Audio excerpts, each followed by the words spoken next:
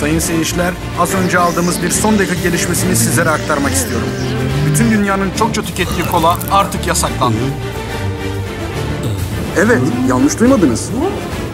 Kola artık dükkanlarda ve marketlerde satılmayacaktır. Dün gece yayınlanan Kim Daha Fazla Kola İçecek adlı yarışmada 8 litre Coca-Cola içen Muhtar Kerkes'in yarışmacı herkesin göz önünde öldü. Yarışmacının çok fazla karbondioksit aldığı ve kanında yeterince oksijen olmadığı yetkililerce yapılan otopside tespit edildi. Buna karşılık Coca-Cola üst yönetimi bir basın açıklamasında bulundu. Bu açıklamada Coca-Cola'nın artık bir içecek olarak satılmayacağı, bundan sonra tuvalet temizleyicisi olarak satılacağı açıklandı.